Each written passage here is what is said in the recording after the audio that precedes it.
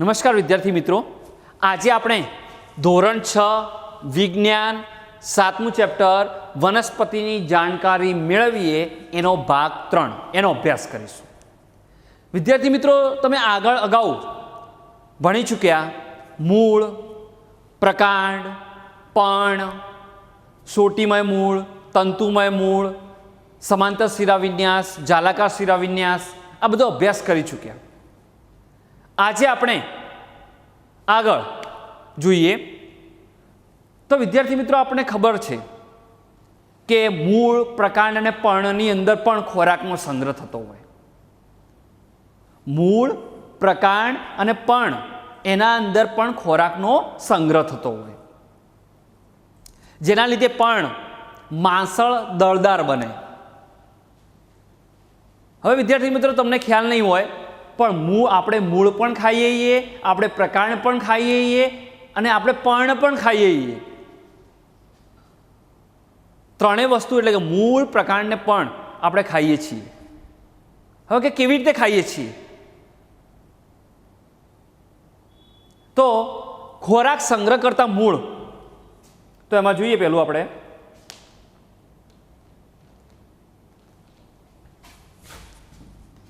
ખોરાક સંગ્રહ કરતા મૂળ. પછી જોઈએ ખોરાક સંગ્રહ કરતા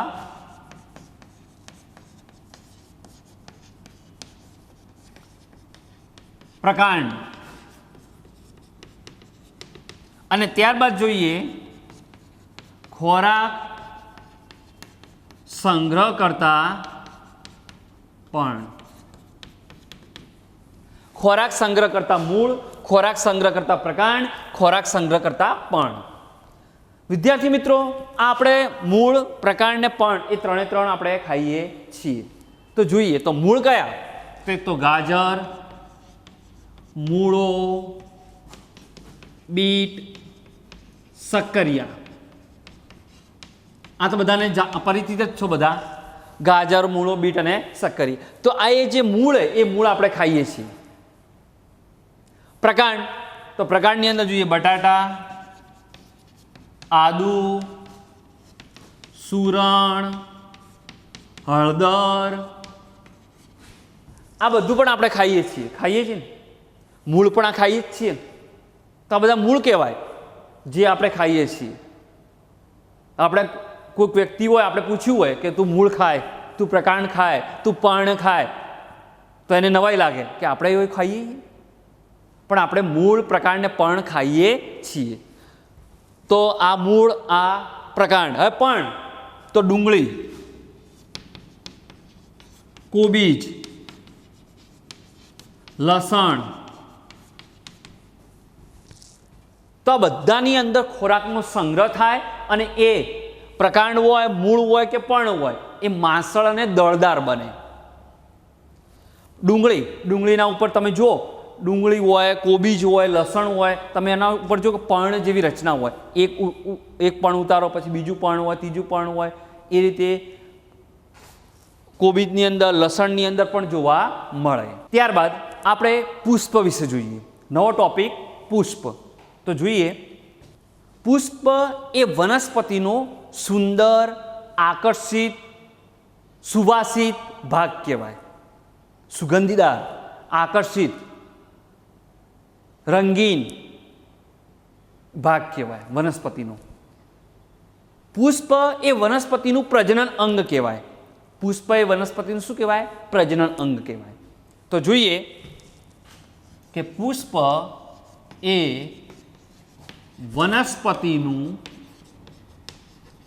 પ્રજનન અંગ છે.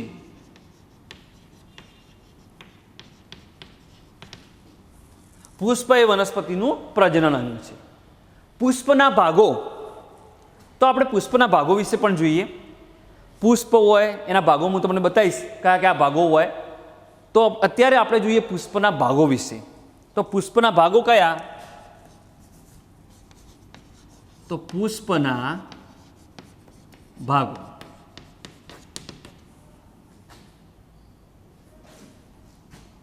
એક વજ્રપત્ર 2, દલપત્ર 3, પુંકેસર 4, સ્ત્રીકેસર. હવે દલપત્રને ફૂલમણી કે પુષ્પમણી કહેવાય.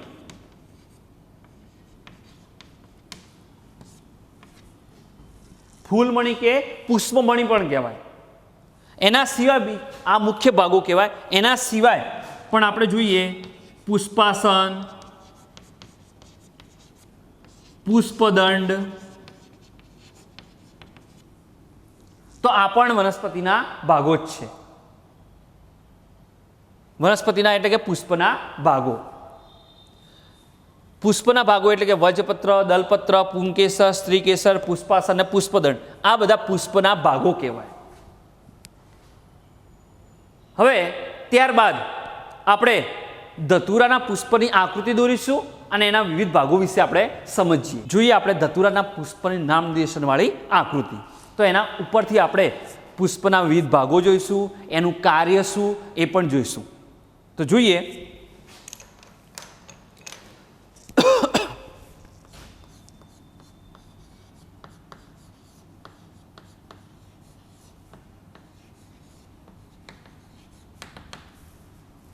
તો આપણે આકૃતિ દોરીએ.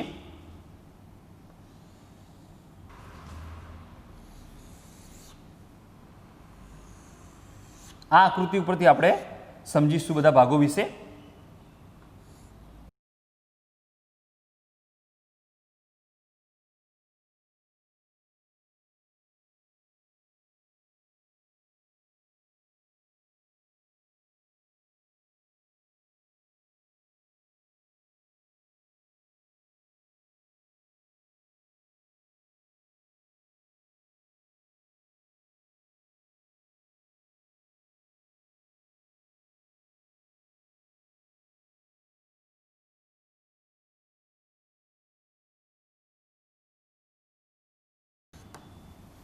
હવે નામ નિર્દેશન કરીએ. તો જોઈએ નામ નિર્દેશનની અંદર આ કહેવાય પુષ્પ દંડ, આ કહેવાય પુષ્પાસન,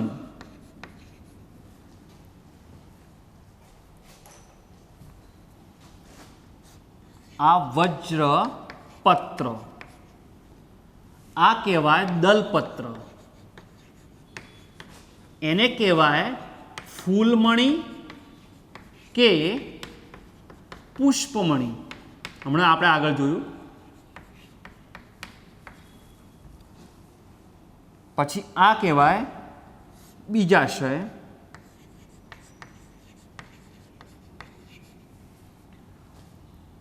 સ્ત્રીકેસર ચક્ર, સ્ત્રીકેસર, અને આ જે કહેવાય એ પુંકેસર. તો આ ભાગો મેં ધતુરાના પુષ્પની અંદર દર્શાવ્યા. ધતુરાનું પુષ્પ તમે બધા જોયું જ હશે. તો એના અંદરના જે ભાગો એ મેં દર્શાવ્યા. તો આપણે જોઈએ એનું કાર્ય અને ભાગો વિશે માહિતી. તો સૌ પ્રથમ આપણે અભ્યાસ કરીશું પુષ્પદંડ.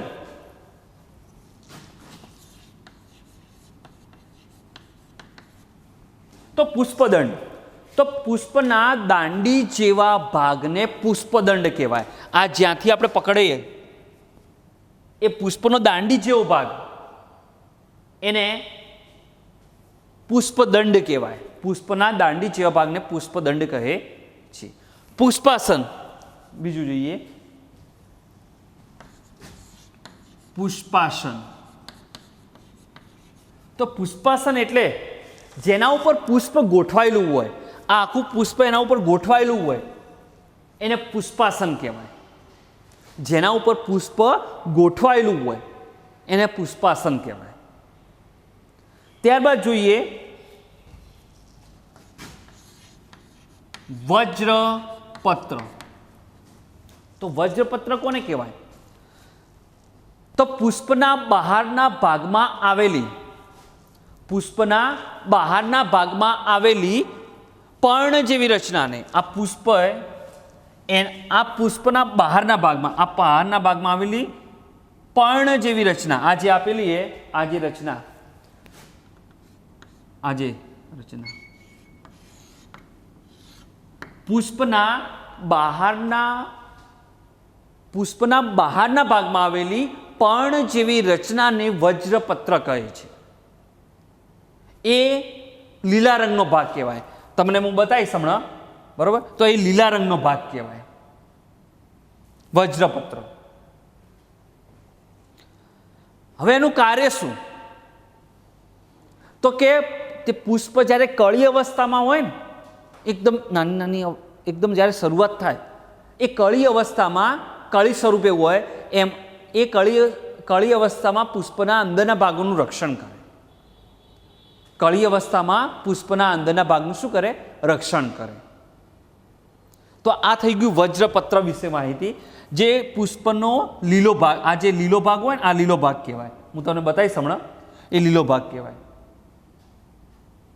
ત્યારબાદ જોઈએ આપણે દલપત્ર.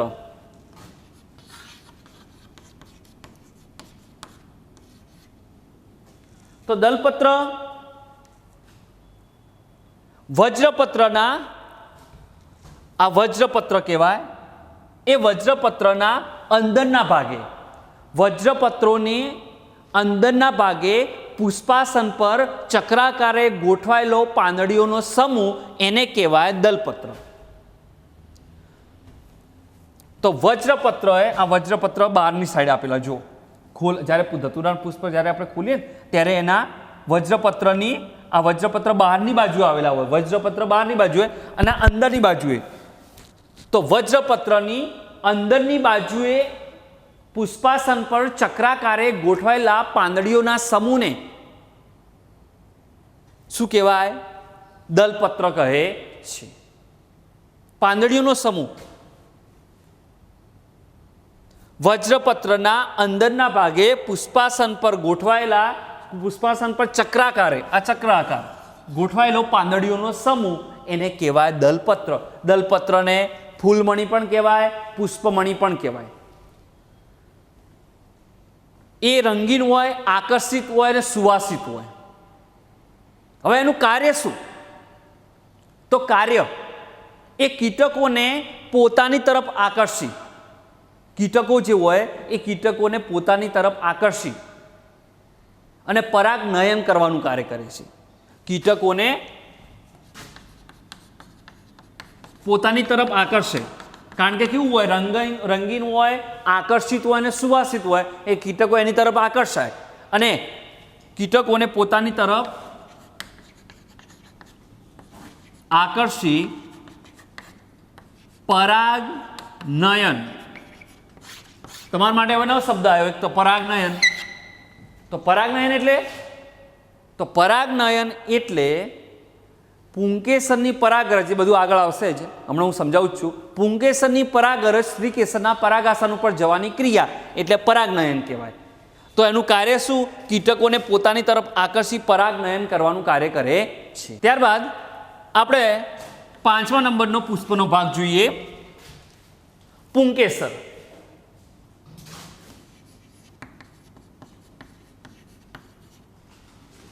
તો પુંકેસર એ દલપત્રની અંદરની બાજુએ આવેલો ભાગ છે. આ જે દલપત્ર એ દલપત્રની અંદરની બાજુ આવેલો ભાગ છે. દલપત્રની અંદરની બાજુ આવેલો ભાગ છે. એ પુષ્પનું નર પ્રજનન અંગ છે. પુંકેસર એ પુષ્પનું નર પ્રજનન અંગ છે. પુષ્પનું નર પ્રજનન અંગ. 6ઠ્ઠા નંબરનું જોઈએ સ્ત્રીકેસર. એના પહેલા પુંકેસરનું કાર્ય શું? તો પરાગાશયમાં એટલે કે પરાગકોષમાં પરાગરજ ઉત્પન્ન કરવાનું. પરાગાશય એટલે પરાગકોષ. પરાગાશય એનું બીજું નામ શું? પરાગકોષ. એમાં પરાગરજ ઉત્પન્ન કરવાનું. ત્યારબાદ જોઈએ આપણે સ્ત્રીકેસર. તમે જોયું કે પુંકેસર એ દલપત્રની અંદરની બાજુ આવેલા છે. જો આ પુંકેસર 1 2 3 4 5 એ દલપત્રની અંદરની બાજુ, તો સ્ત્રીકેસર પણ દલપત્રની અંદરની બાજુ આવેલો ભાગ. એ પુષ્પનું માદા પ્રજનન અંગ કહેવાય. પુષ્પનું માદા પ્રજનન અંગ. પુંકેસર એ પુષ્પનું નર પ્રજનન અંગ, સ્ત્રીકેસર એ પુષ્પનું માદા પ્રજનન અંગ. હવે એનું કાર્ય શું? તો કે ફલનની ક્રિયામાં અગત્યનો ભાગ ભજવે. ફલનની ક્રિયામાં અગત્યનો ભાગ ભજવે છે. ત્યારબાદ આપણે પુંકેસર અને સ્ત્રીકેસર વિશે થોડી માહિતી સમજીએ. તો પહેલું આપણે જોઈએ પુંકેસર. તો આકૃતિ દોરીએ પુંકેસરની, નામ નિર્દેશન કરીએ. તંતુ અને પરાગાશય, એનું બીજું નામ પરાગકોષ.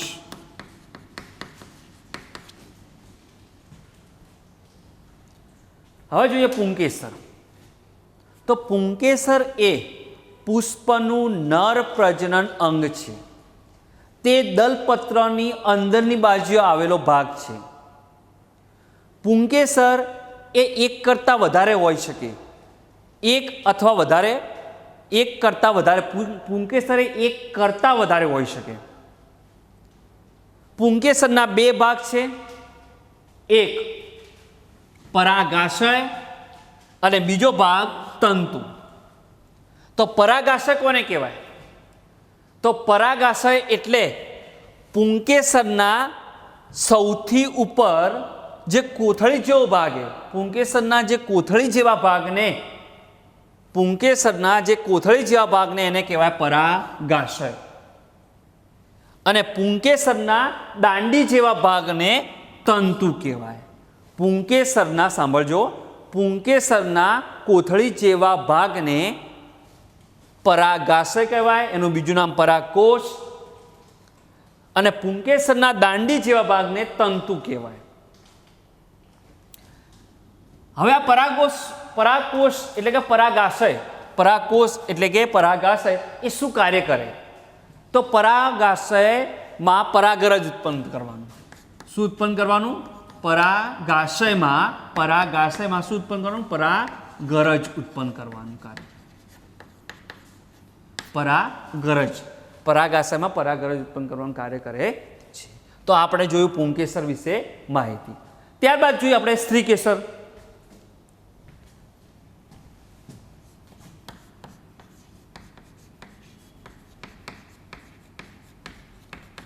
સ્ત્રીકેસર કોને કહેવાય? તો પહેલા તો એની આકૃતિ દોરીએ એટલે થોડું વધુ ખ્યાલ આવશે.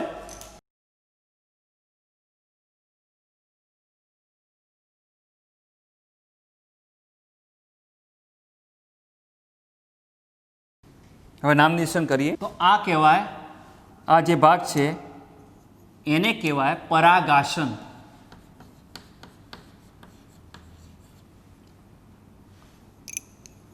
આ પરાગવાહિની.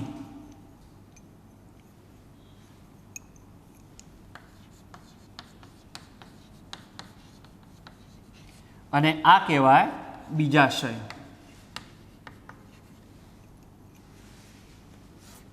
અને એના અંદર બીજાંડ, એને કહેવાય અંડક.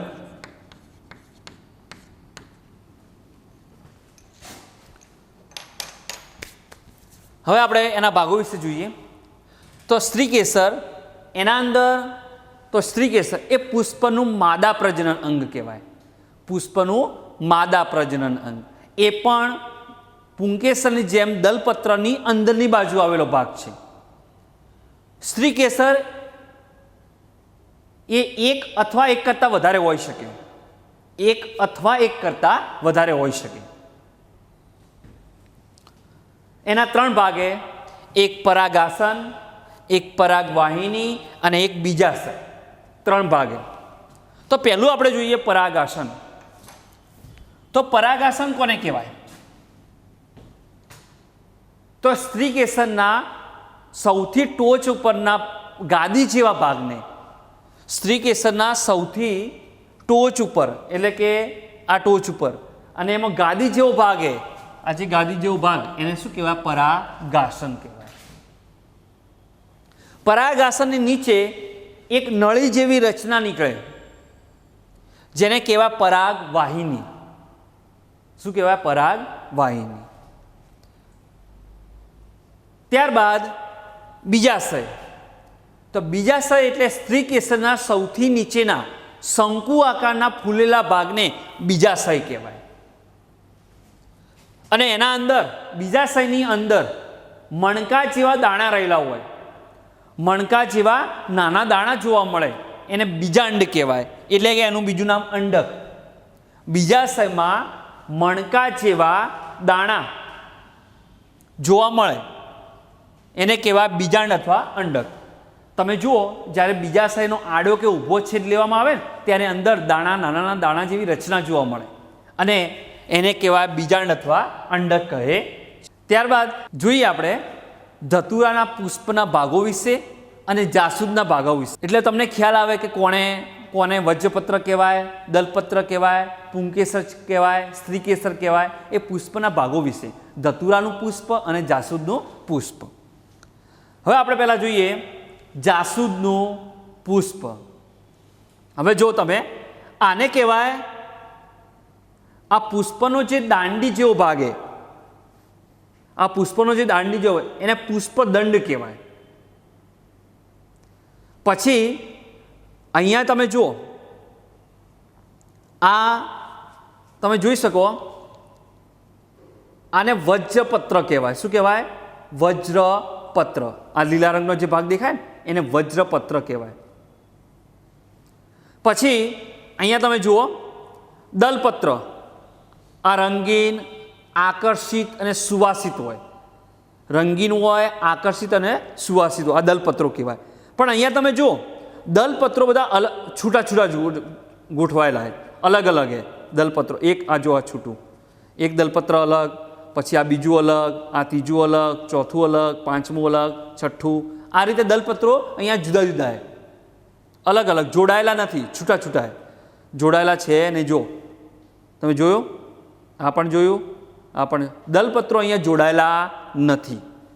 ત્યારબાદ જોઈએ અહીંયા તમે જુઓ, આ સ્ત્રીકેસર ચક્ર.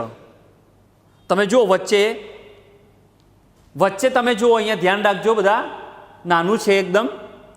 અહીંયા આ પુંકેસર ચક્ર છે અને અંદર સ્ત્રીકેસર ચક્ર. અહીંયા સ્ત્રીકેસર ચક્ર એક કરતાં વધારે, એક અથવા એક કરતાં વધારે હોય, પણ અહીંયા સ્ત્રીકેસર ચક્ર એક કરતાં વધારે છે. અહીંયા પુંકેસર તો વધારે હોય જ, તો આ પુંકેસર ચક્ર છે. તો આ આપણે જોયા એના ભાગો વિશે. દલપત્ર, સ્ત્રીકેસર, પુંકેસર, વજ્રપત્ર, આ પુષ્પનો દાંડી જેવો ભાગ એટલે પુષ્પદંડ.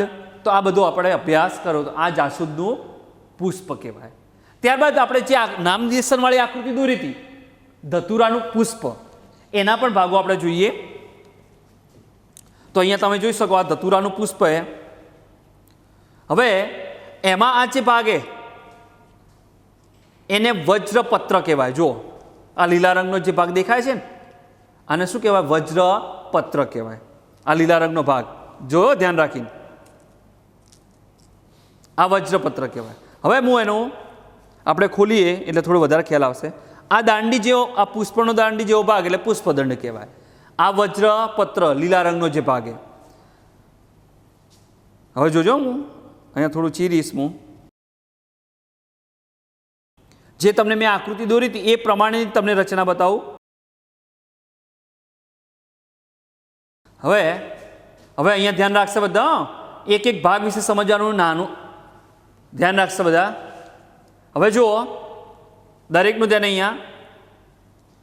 અહીંયા તમે જોશો કે આ જે વજ્રપત્ર કહેવાય, લીલા રંગનો ભાગ, આ પુષ્પદંડ, અહીંયા આ જે પાંદડીઓ જે આપેલી એને દલપત્ર કહેવાય.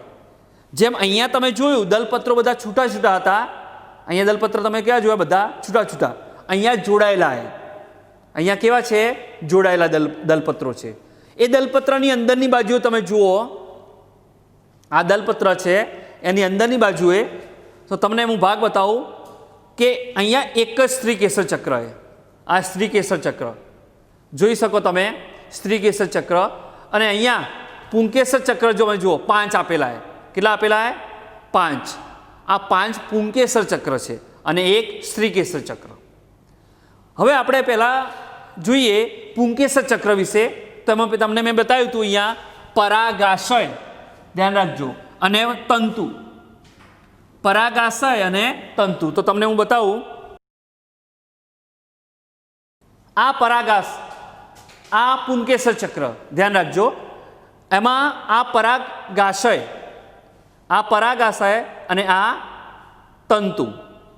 આ જો આ રીતની રચના જોવા મળે તમને, પરાગાશય અને આ તંતુ. ત્યારબાદ જોઈએ આપણે સ્ત્રીકેસર.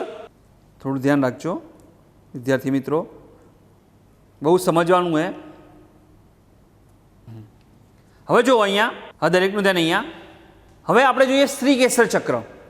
તમે અહીંયા જો સ્ત્રીકેસર ચક્ર, અહીંયા પરાગાસન, તો સૌથી ઉપરનો જે ગાદી જેવો ભાગ એ પરાગાસન કહેવાય.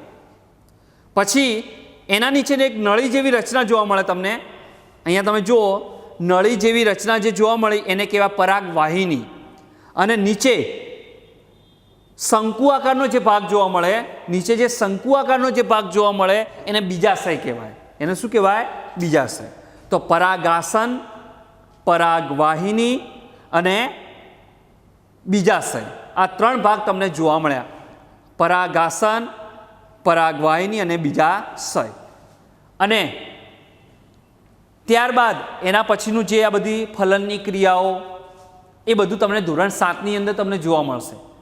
ફલનની ક્રિયા કેવી રીતે થાય, પરાગનયન એટલે શું, પરાગનયનના 2 પ્રકારો, એ પણ તમને ધોરણ 7ની અંદર અભ્યાસ કરીશું.